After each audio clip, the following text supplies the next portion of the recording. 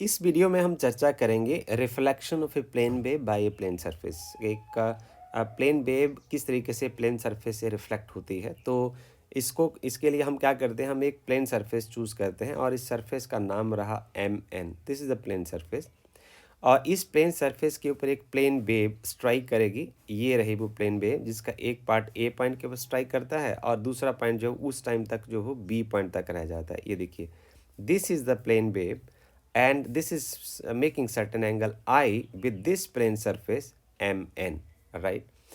अब यदि हम ये माने कि जो आपकी प्लेन वेव है उसकी वेलोसिटी v है, this plane wave is moving with velocity v, तो आप ये समझें कि जो टाउ है it is the time taken by this plane wave from reaching from point b to c, right. अब यदि हमें ये डिस्टेंस निकालना है तो बी सी जो डिस्टेंस होगा वो क्या होगा, वेलोसिटी इनटू टाइम। और वेलोसिटी को टाइम से यदि गुणा करें तो डिस्टेंस आ जाता है।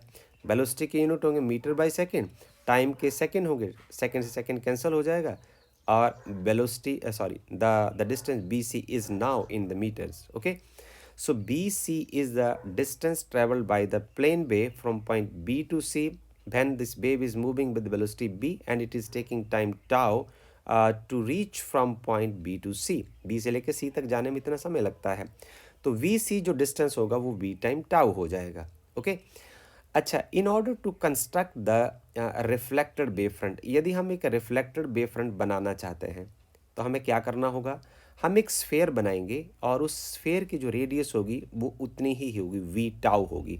मतलब कहने का ये हुआ कि जैसे आपकी वेव का ये पार्ट बी से लेके सी पॉइंट तक आएगा तो ए तो पहले ही सरफेस को छू चुका है, तो ये पार्ट आगे क्या करेगा, ये जो रिफ्लेक्शन होता है उसमें जो वेव है वो मीडियम को चेंज नहीं करेगी, it will go back to the same medium, right. So ये जो रिफ्लेक्टेड वेव फ्रंट है, I mean it will go from point A to E. So हम क्या करेंगे, हम वी टाउ जो डिस्टेंस होगा that is B C, that is equal to B C, इस डिस्टेंस का हम एक स्फेरिकल वेव फ्रंट बना देंगे और दिस स्फेरिकल वेव फ्रंट जो है वो कुछ इस तरीके से बन जाएगा। This is a spherical wave front, right, and then we will draw a tangent from point C to this spherical wavefront CE like that. Okay, अब ये जो पार्ट आपके पास है AE, how much is this? This is also B time tau, इसको आपको समझना है। Clear हो गया? This means that here VC is equal to V tau and the radius of this spherical wavefront AE, A से लेके E तक, this is also equal to V tau, ये भी V tau हुआ, right? This means that AE and BC both are same and both are equal to V time tau. Clear? This is so easy now to understand. अब हम ऐसा करते हैं कि हमें लॉ ऑफ रिफ्लेक्शन को wave front की help से प्रूव करना है। So if be consider now, अब हम इसमें से ट्राइंगल चूज करते हैं, ट्राइंगल ई ए सी। तो ट्राइंगल ई ए सी कौन सी रही, E A C, this is E A C triangle. Now see you can see here. Okay, आपने 10th में पढ़ा है कि जब आप एक सर्कल के ऊपर टेंजेंट ड्रॉ करते हैं तो ये वाला जो एंगल होता है ना, टेंजेंट जो है वो सेंटर में एंगल कितना बनाता है, 90 डिग्री बनाता है and this angle is already 90 degree, right, ये एंगल 90 डिग्री का है। सो जब आपने इस पॉइंट को इसके साथ मिलाया है तो this angle is 90 degree. Okay, so I can write now the angle जो है हमारे पास इन ट्राइंगल, हम यहाँ लिखते हैं, ये देखिए इन ट्राइंगल, अब हमारे पास है triangle E A C, triangle E A सी, और दूसरी जो ट्राइंगल है triangle B A C. Okay, we find that they are congruent, so we will prove that they are congruent.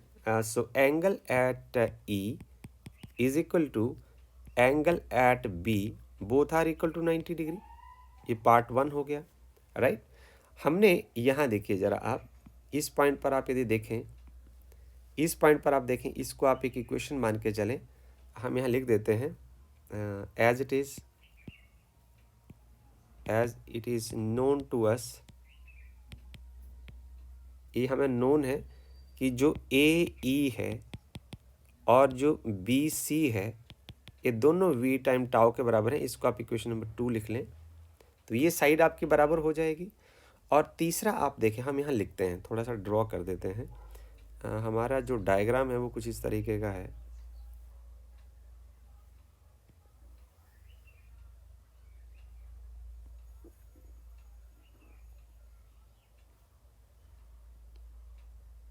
Okay, so this point is A and this point is E and this point is C, right? And this angle is 90 degree. Okay, और यहाँ आप दूसरे and पर आप क्या देख रहे हैं? To the second end you are just watching it.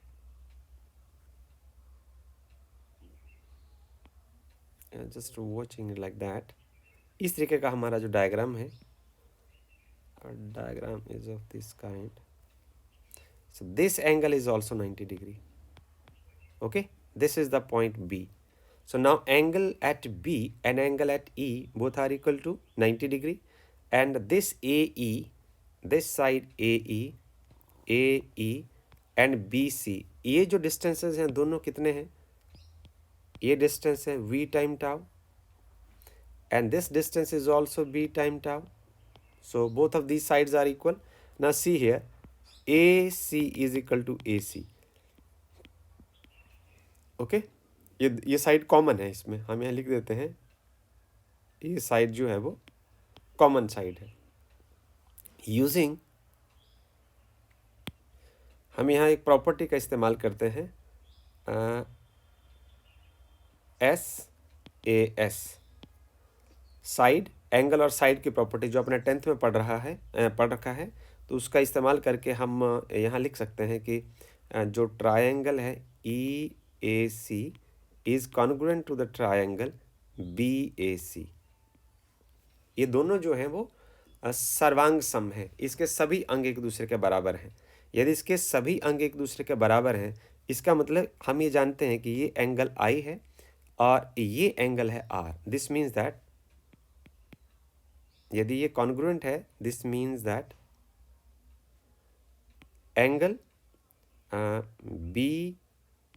BAC is equal to angle ECA, that is angle I is equal to angle R। तो ये दोनों एंगल I और R एक दूसरे के बराबर हैं, right? This is the law of reflection.